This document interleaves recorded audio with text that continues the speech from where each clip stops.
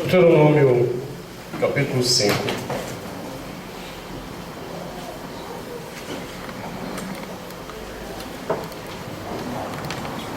A partir do versículo 1.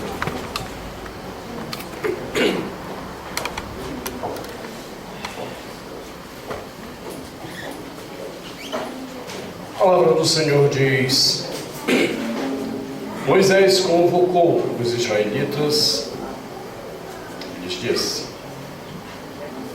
Escuta, Israel, os mandamentos e decretos que hoje vos proclamo, para que os aprendais, os guardeis e os ponhais em prática. O Senhor nosso Deus fez aliança conosco no Horeb. Não fez essa aliança com os nossos pais, mas conosco, com os que estamos vivos hoje aqui. Cara a cara o Senhor falou convosco na montanha desde o fogo.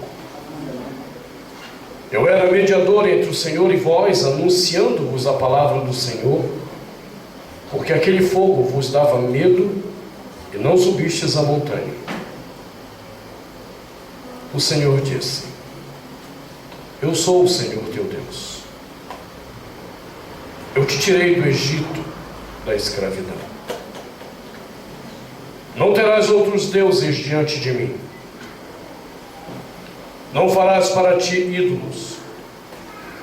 Nenhuma figura do que há no céu, ou no alto do céu, embaixo na terra, ou na água sobre a terra.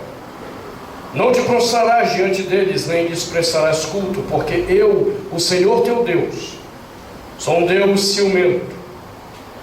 Castigo o pecado dos pais dos filhos, netos e bisnetos, quando me aborrecem. Mas sou leal por 1000 gerações, quando me amam e guardam meus preceitos.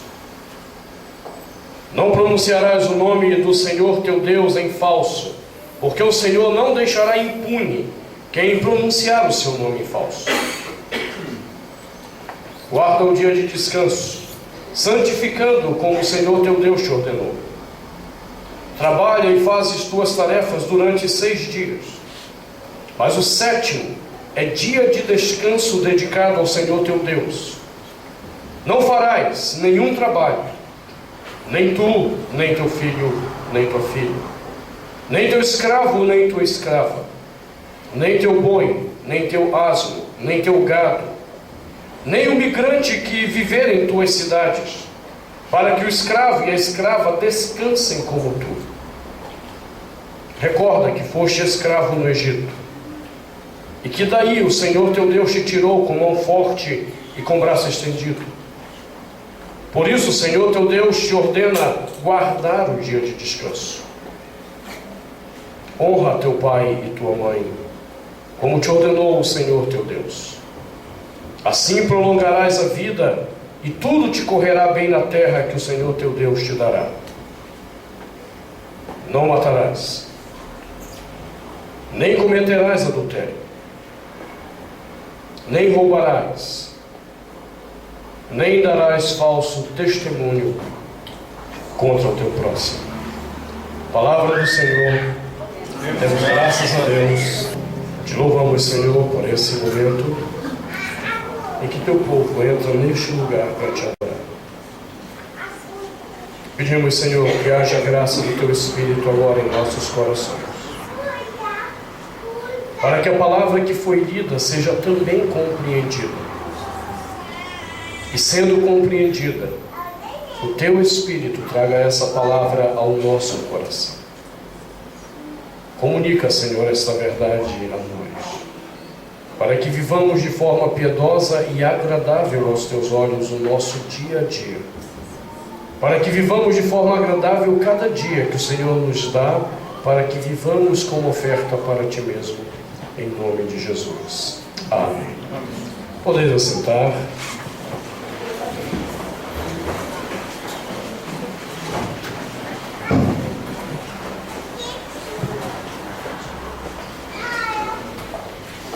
Estamos quase chegando ao fim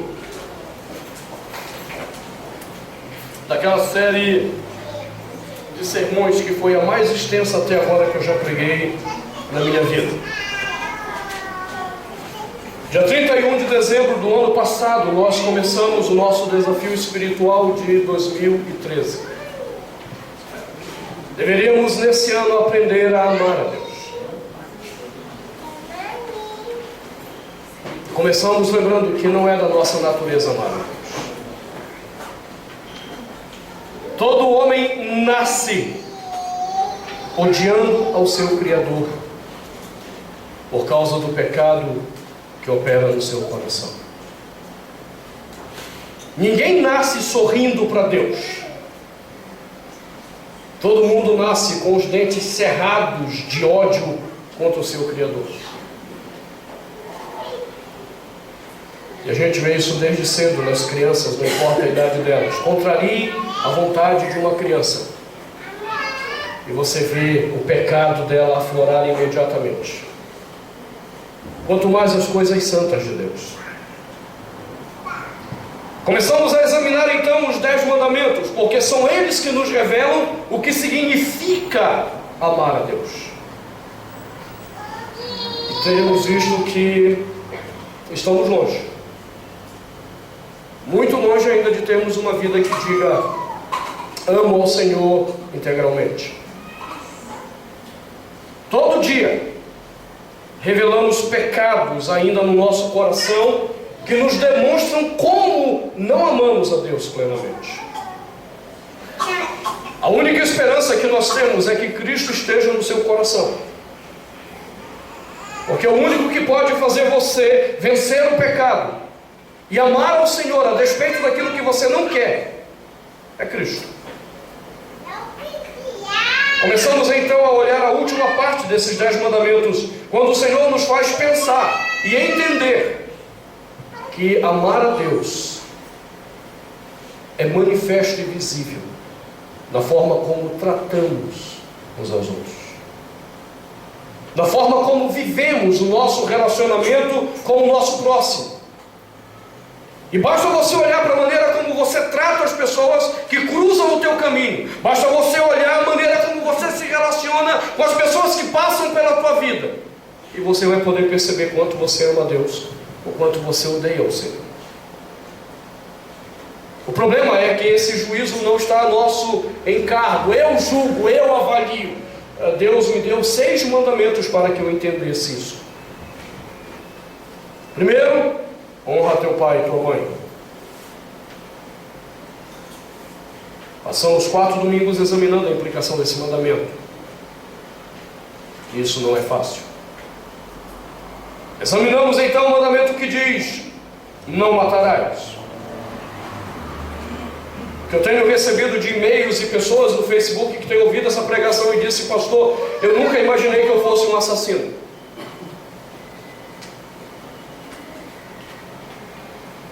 Eu sou muito grato a Deus por entender isso, porque eu posso me arrepender agora. Depois meditamos: não cometerás adultério. E essa semana recebi um e-mail de uma pessoa falando como essa mensagem foi libertadora para a vida dela. Domingo passado, então, olhamos o ladrão que opera dentro de nós. Não furtarás. E vimos como nós somos ladrões. É da nossa natureza roubar os outros. Hoje, então, nós chegamos numa questão, a penúltima dos mandamentos. Quando o Senhor olha para Israel e diz: não darás falso testemunho contra o teu próximo. À primeira vista, nós olhamos exatamente como olhamos os outros mandamentos. Opa, esse aqui, pastor, eu estou livre. Este pecado eu não cometo. Aí a gente pega a frase e olha um pouquinho o contexto de Israel e diz: realmente eu não cometo esse pecado. Porque no contexto em que esse mandamento é dado, a implicação direta era: alguém tem um problema contigo e te leva ao tribunal. Então você tem que chegar lá e dar o testemunho exato do conflito que existe. E você diz: olha, pastor, eu nunca primeiro fui a tribunal, então eu não posso ter cometido esse pecado. Ou se fui como testemunha de alguma coisa, eu só disse a verdade.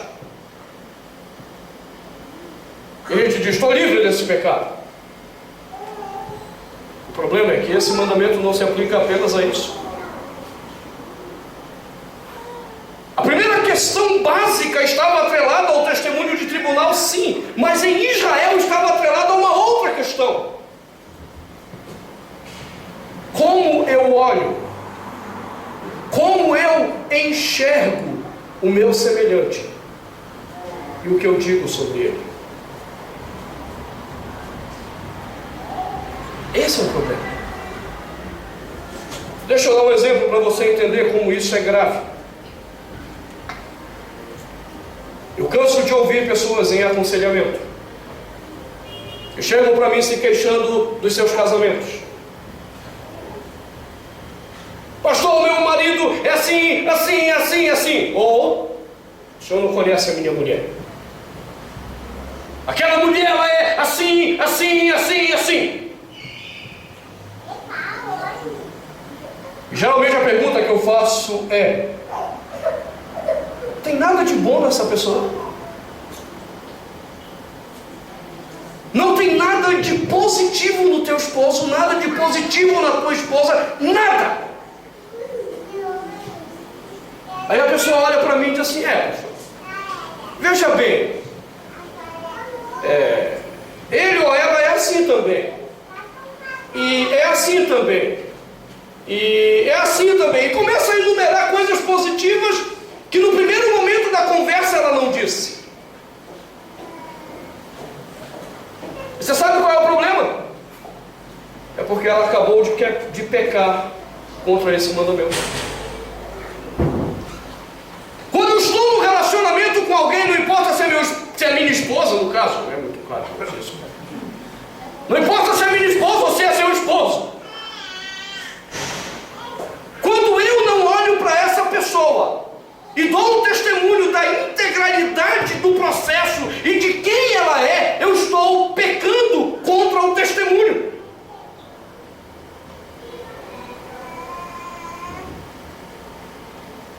Quando você só abre a boca para se queixar de alguém, se você não pontuar algo que é verdadeiro e virtuoso na vida dessa pessoa, você está dando falso testemunho. E sabe o que é triste? É que na maioria das vezes as pessoas têm muito mais virtude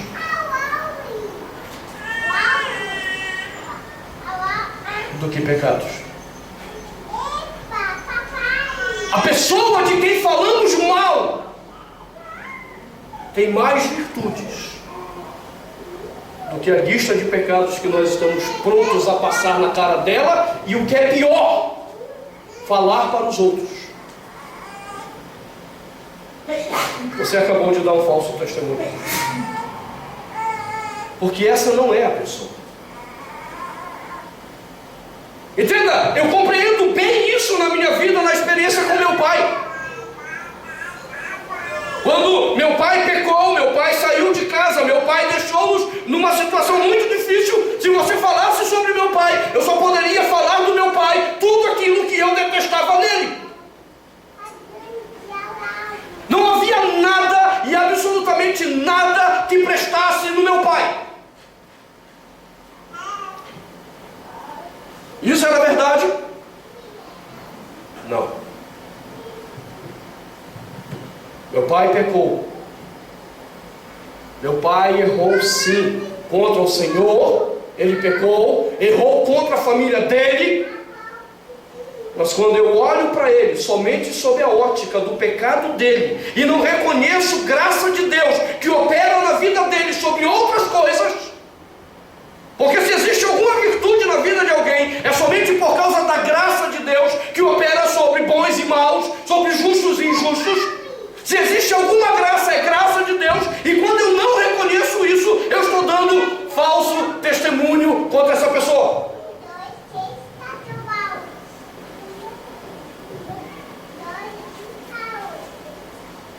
Quantas vezes você já falou mal de alguém? E em momento algum você foi capaz de reconhecer as virtudes dessa pessoa.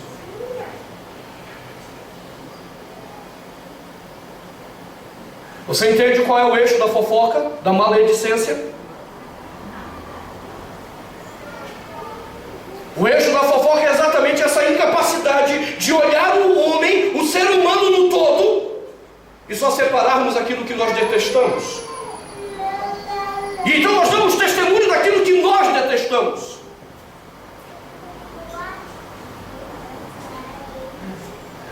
E nós pecamos então. Principalmente se você entrar em atrito com alguém. Desde que eu aprendi isso sobre o meu pai, que eu aprendi o meu pecado sobre o dar o falso testemunho, isso tem sido uma luta na minha vida. E graças a Deus até aqui o Senhor tem me ensinado e tem me ajudado a viver esse mandamento de uma forma um pouco mais clara na minha própria vida. Numa ocasião eu conversei com um presbítero que eu tinha lá em São Paulo. No primeiro momento da eleição desse homem, esse homem foi uma grande bênção na vida da igreja. 3 anos, um grande presbítero. Eu pensei em ter achado o terceiro presbítero que eu ia dizer: esse homem impactou a minha vida pelo seu jeito de viver. Eu tenho dito a vocês que eu só conheci 2 grandes presbíteros até hoje. 2 grandes homens com uma envergadura espiritual profunda, presbítero Eurípides, presbítero Sérgio. Mas eu achei mais um. Mas 3 anos depois de presbiterato, esse homem começou a fazer um monte de besteira. E uma das questões, um grande pecado dele foi exatamente esse mandamento. Ele tinha uma veia petista, tinha que ser. Ele era um dos fundadores do PT. O Senhor o perdoa por isso, com certeza. E você sabe que todos esses movimentos políticos sindicalistas, a arma deles contra alguém é o falso testemunho. Você está entendendo o que é falso testemunho? É quando você não consegue ver o todo, você só toma o que não presta para acusar. É verdade que não presta, mas como você está omitindo a verdade do todo, você pegou contra o mandamento. E aí parece que baixou o espírito petista nesse presbítero, e esse camarada começou a olhar apenas para aquilo que tinha de ruim na minha vida.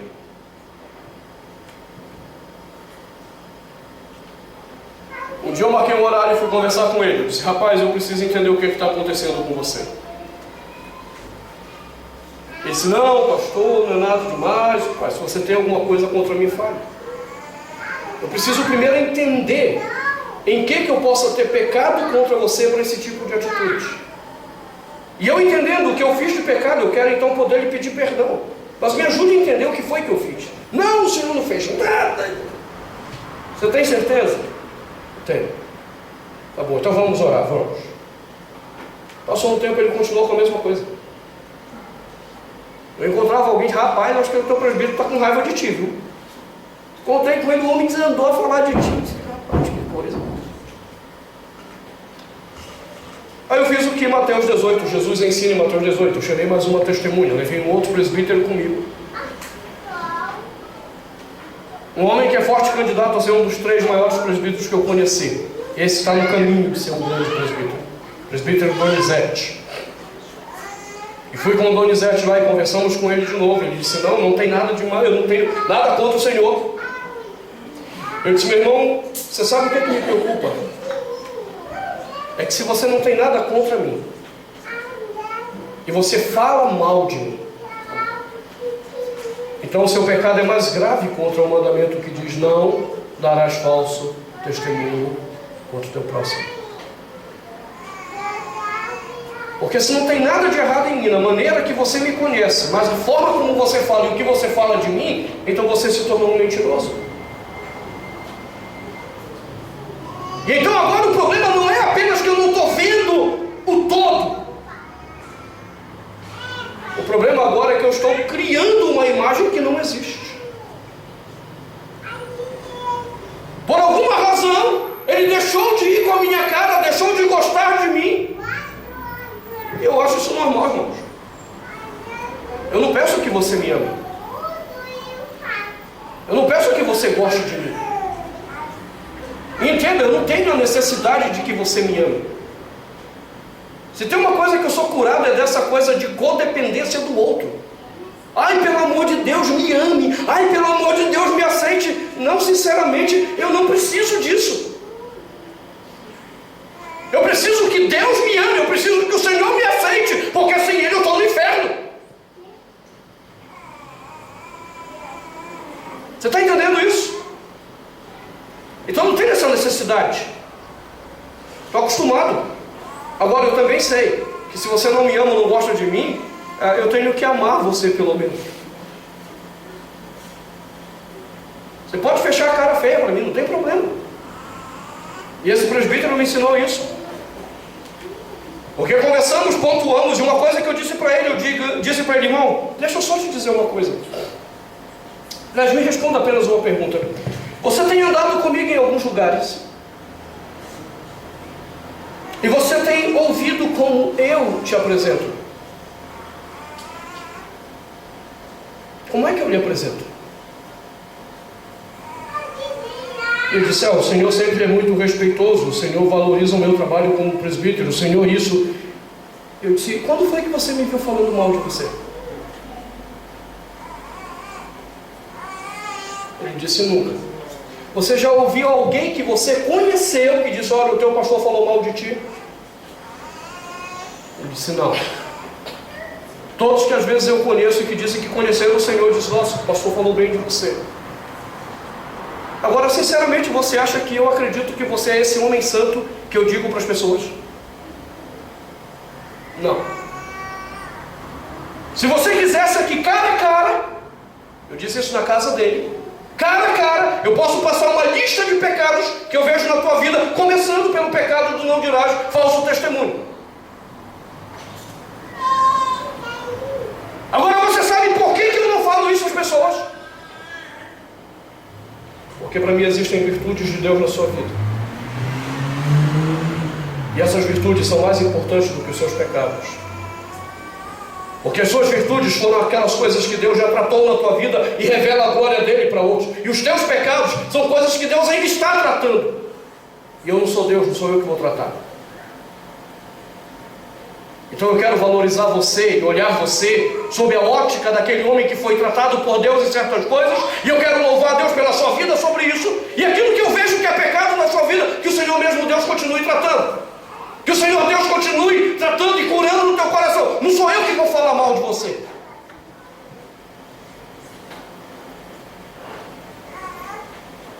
E aquele homem baixou a cabeça, chorou e disse, pastor, me perdoe.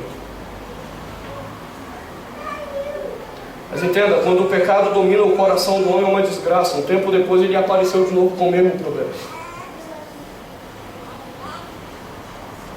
E aí o conselho teve que chamar a atenção dele. E ele então se revoltou e deixou a igreja. Ele foi congregar na outra igreja presbiteriana que tinha na cidade. O problema é que tinha até uma cidade pequena. E querendo ou não, eu tinha que encontrar com ele na rua.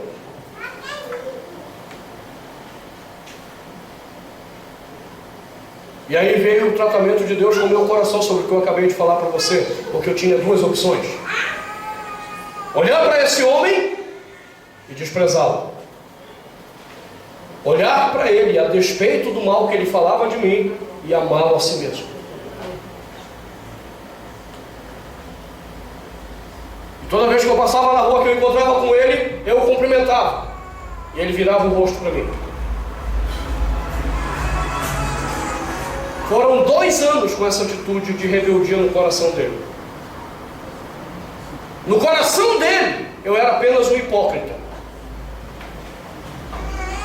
Que passava na rua e ainda cumprimentava e dava sorriso. Era isso que ele achava de mim. Esse homem não passa de um hipócrita. Agora você entende por que ele está com esse problema? Porque foi ele que pecou. E no coração dele, quando você peca, é olho por olho, dente por dente. Você falou mal de mim, então eu também vou te arrebentar, vou mostrar quem é você. Está pensando o quê? Tu vai não dizer algumas coisas da tua vida?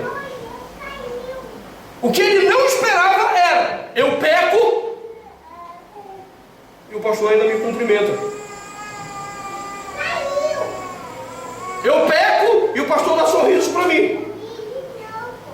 Eu peco e eu não ouço ninguém dizendo: rapaz, o pastor disse que você era assim, assim, assim, assim.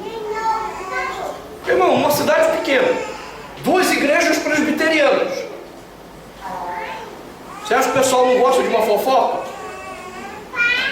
Eles não entenderam o não dirás falso testemunho contra o teu próximo. E eles vêm cutucar você para que você dê falso testemunho. E aí, pastor? O que aconteceu com o irmão lá? Saiu da igreja. E eles estão esperando para que você então pegue o falso testemunho, o lado podre do irmão, sem reconhecimento da virtude dele. Eu simplesmente dizer, irmão, é uma questão do coração dele com Deus. É ele e Deus. Quem convive comigo fica frustrado quando conversa comigo e quer saber alguma coisa da vida dos outros. É por isso que Deus tem abençoado esses 16 anos como conselheiro bíblico. Porque é engraçado, o pessoal tem muito medo de compartilhar seus problemas com os outros. E às vezes eles acham que a gente vai sair falando por aí. Eu percebo que alguns às vezes jogam alguma indireta para Josi para ver como é que eu sou.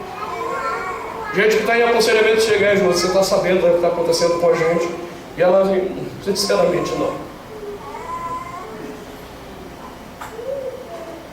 Teve uma coisa que eu tive que deixar bem claro para Josi logo que casamos: é aquilo que é falado em aconselhamento, ela não tem o direito de saber.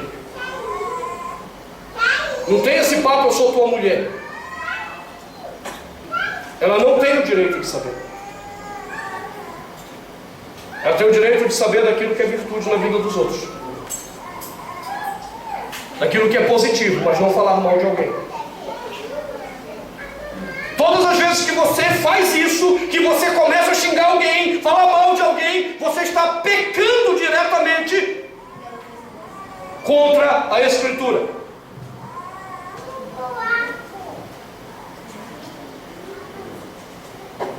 Eu sei que às vezes isso gera confusão, porque nós temos vários casos de heresias acontecendo hoje no mundo, e nós precisamos falar dessas heresias. Mas uma coisa é eu pontuar a heresia ensinada, e outra coisa é eu tocar a moral de alguém, a reputação de alguém. Esse é o outro ponto. Quando eu não sei separar o mal que eu critico da reputação da pessoa, eu peco contra esse mandamento. E nós não temos maturidade, na maioria das vezes, para separar essas coisas.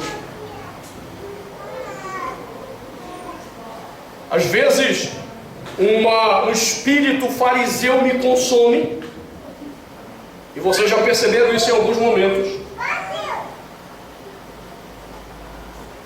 Porque se tem alguma coisa que eu detesto, é o ensino errado da Escritura, é a doutrina falsa da Escritura sendo pregada como verdade. Eu detesto isso. E então é inevitável para mim ter que pontuar com vocês para alertá-los das mentiras que estão sendo pregadas em nome de Deus. Mas às vezes o meu espírito fariseu me consome de tal forma que eu confundo a crítica ao erro e ataco a reputação da pessoa. Então eu peco também contra o mandamento. Eu posso e devo pontuar. Eu posso e devo alertá-los daquilo que é distorção da verdade de Deus, para que vocês não sejam enganados naquilo que ouvem.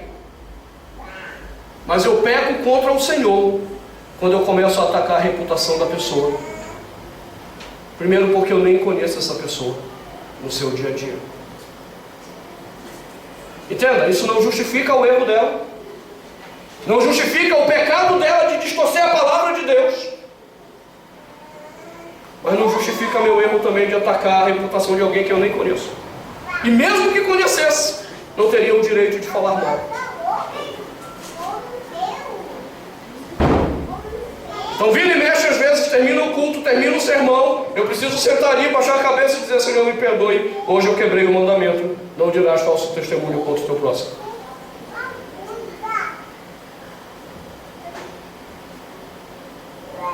Agora eu tenho consciência desse pecado para lutar contra, diante de Deus e dizer: Senhor, me perdoe. Você sabe o que me preocupa? É quando as pessoas não têm consciência, elas atacam o erro, atacam a reputação de alguém, e elas ainda saem: falei a verdade, fui profeta de Deus. Profeta pecador miserável, porque não soube distinguir as coisas. Quando eu estava no tempo de seminário, eu tinha alguns professores liberais, de teologia liberal mesmo. Tinha um que teve um debate por causa de uma entrevista do Neemias Marien no Jô Soares, em que o Neemias Marien falou que Jonatas e Davi tinham um caso homossexual. E aí foi para a sala de aula. Aí um colega meu perguntou ao professor: professor, e aí, como é que fica aquela coisa de que Davi amava Jonatas mais do que o amor de mulheres? Era realmente um indício de homossexualismo? Aí meu professor: bom, veja bem, talvez. E quando ele disse talvez, amigo, o pau ferveu na sala de aula.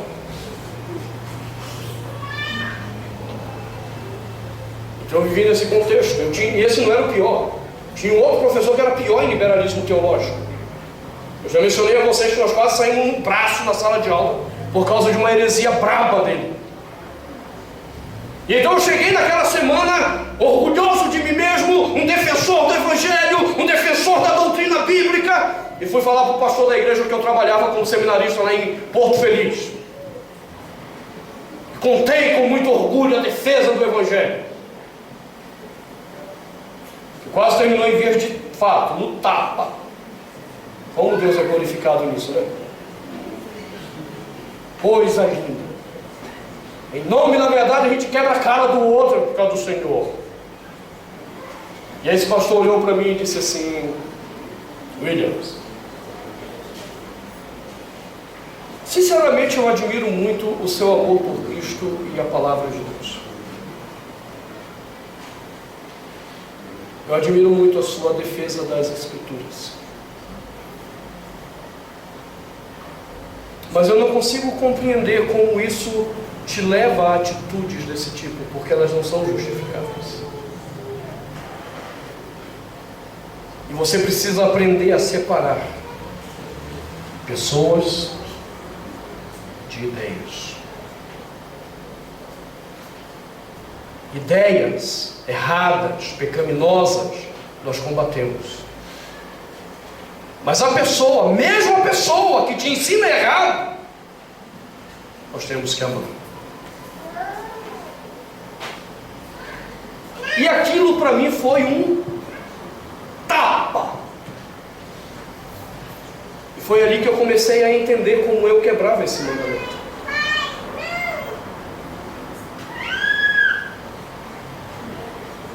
Deus é muito bom. Naquela semana, lá no seminário, na quarta-feira era o dia do culto. E tinha um grupo no seminário que estava fazendo uma difamação desse professor, com todas as letras dizendo que ele era um teólogo liberal. E quando terminou o culto, ele tinha pedido a palavra ao deão, e ele foi ao púlpito do seminário dizer que ele não era liberal, e foi fazer uma defesa veemente da pseudo-ortodoxia dele, porque estava mentindo, ele era liberal. Só que ser descoberto liberal no seminário presbiteriano significa ser demitido. Então ele foi lá mentir para defender a ortodoxia dele. E aí quando ele saiu, eu estava no final lá do salão do seminário, onde era o culto, do auditório. Ele passou por mim, esbarrou em mim, ele olhou e disse: e eu não estava falando com você. E eu disse: rapaz, ele está armado mesmo, viu? Se eu não tivesse tido essa conversa com esse pastor com quem eu trabalhava em Porto Feliz, o pau ia comer ali de novo. Eu deixei ele sair. Quando foi no horário da tarde, no intervalo, eu o procurei na sala dele. Eu disse para ele: rapaz, eu não sei como você pensa sobre isso, mas eu sei que eu tenho pensado desde esse final de semana sobre a forma como nós temos convivido. Eu sinceramente continuo achando você um liberal. Sua teologia para mim não ensina, não me diz nada do que a Escritura diz. Para mim você continua distorcendo as Escrituras. Porém eu descobri que eu não tenho o direito de te odiar por isso, ou falar mal de você por causa disso. Então eu vim lhe pedir perdão. Eu quero que você entenda bem, continuo não concordando com você.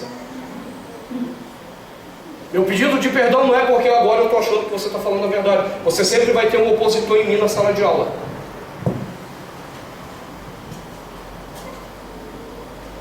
Mas eu não quero mais esse comportamento de falar mal de você. E o que foi legal é que, a despeito de eu continuar achando que ele é um liberal até hoje, depois ele foi demitido mesmo, foi descoberto uma série de outras coisas. Ele realmente hoje é um amigo.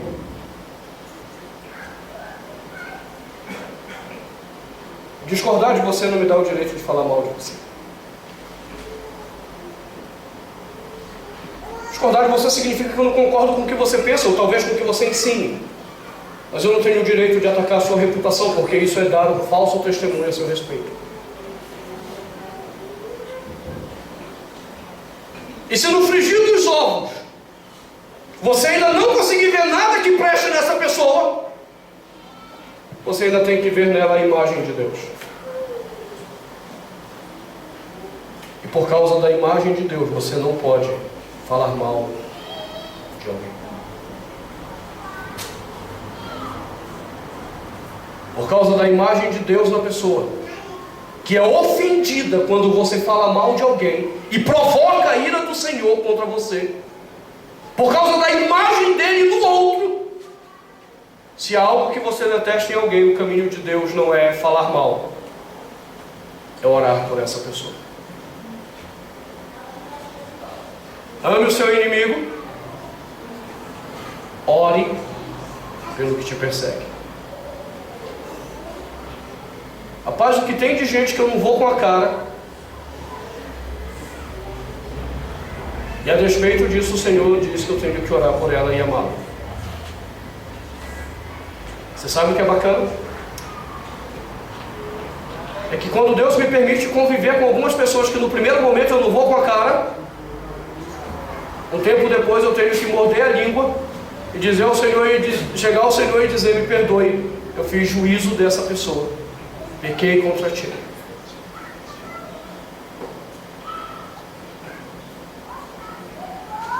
Você tem certeza que você não tem dado falso testemunho contra o seu semelhante?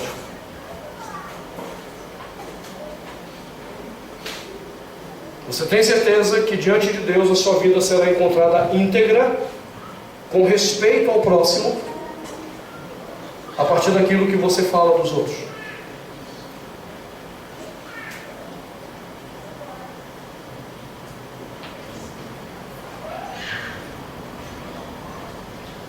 Pense bem antes de abrir a boca para falar mal de alguém.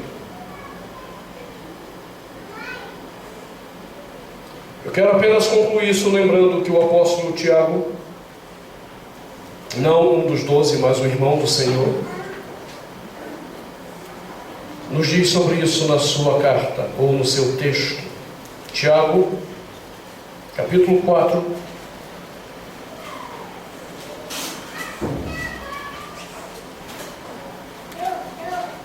partir do versículo 11.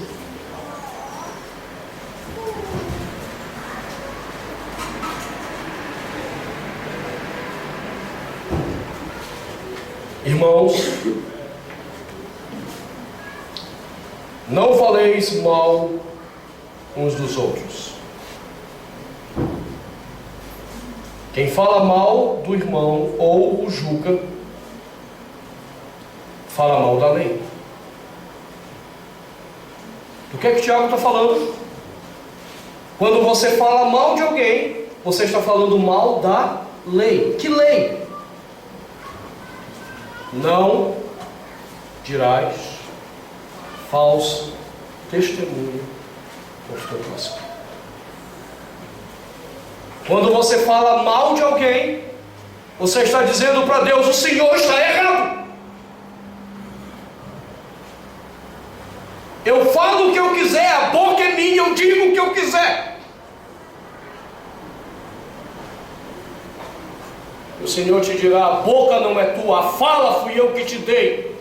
E te dei para comunicar graça aos homens, e não desgraça dos teus juízos. Aí você escolhe se você quer ouvir isso de Deus.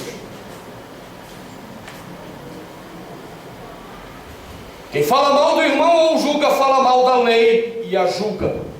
E se julgas a lei, não és executor da lei, mas seu juiz. Você entendeu qual é o problema? Se não entendeu, ele vai deixar claro. Versículo 12: um só é o legislador e juiz, com autoridade para salvar e condenar. Se eu digo que a lei está errada, se eu falo mal de alguém, eu estou dizendo: eu sou Deus, Deus está errado.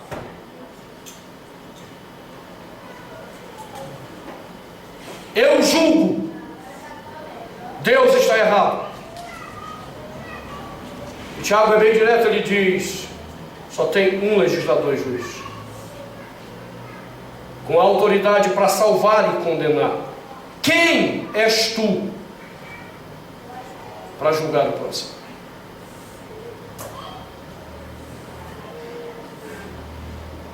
Ponha-se no seu lugar.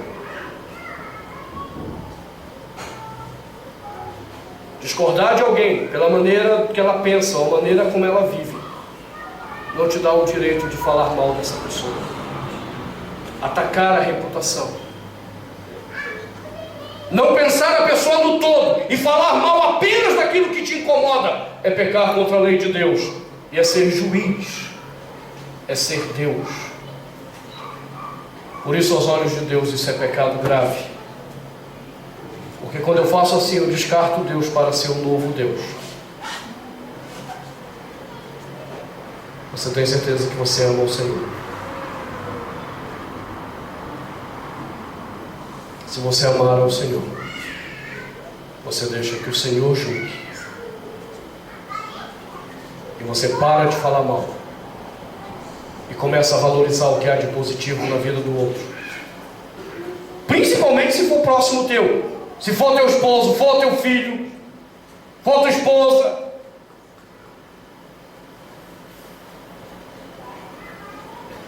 O que há de mal nos outros, deixa que o Senhor julgue e trate.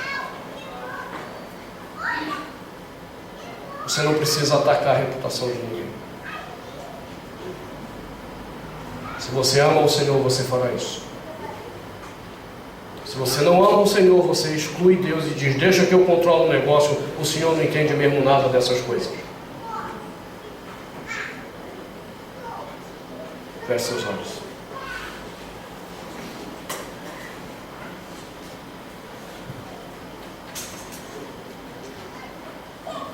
Você entende a seriedade disso?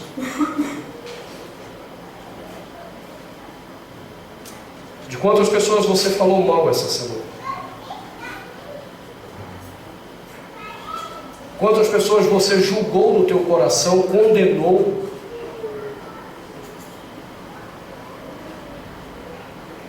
Quantas vezes você quebrou esse mandamento e disse para Deus que Ele estava errado, você que estava certo, tendo o direito de falar o que você falou?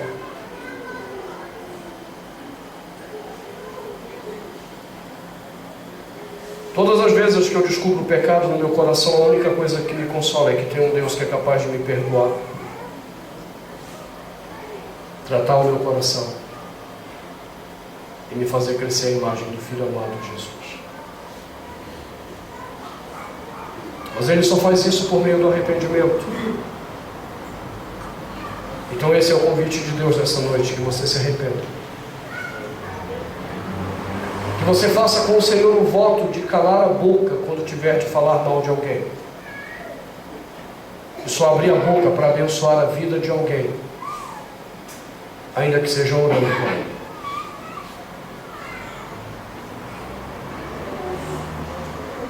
Pai,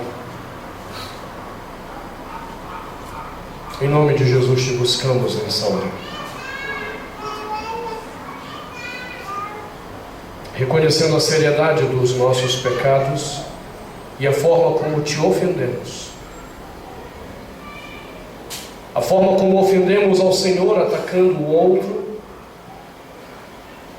tentando às vezes humilhar alguém, tentando envergonhar pessoas com falso testemunho, porque é um testemunho que não reflete o todo, reflete apenas aquilo que do nosso coração é selecionado com interesse para poder atacar alguém.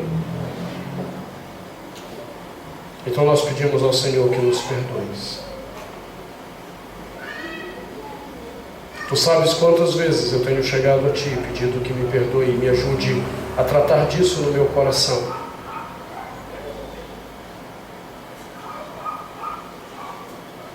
Ainda que não seja hábito ou prática da minha vida falar mal de ninguém, mas muitas das vezes, no ardor da defesa da Tua palavra, acabo pecando, por não atacar o erro, mas atacar também a reputação de alguém. Eu te peço perdão por isso. E peço perdão, Deus, por essa igreja, pelos membros dessa igreja que de alguma forma possam estar agindo errado e pecando contra o Senhor nesse mandamento. Ensina-nos a te amar de tal forma que nós saibamos olhar com um olhar de compaixão, misericórdia para o nosso semelhante, mesmo naquilo que ele está errado. Que possamos te amar de tal forma que o nosso coração se encha de Ti mesmo, para amar as pessoas até quando elas nos ofendem.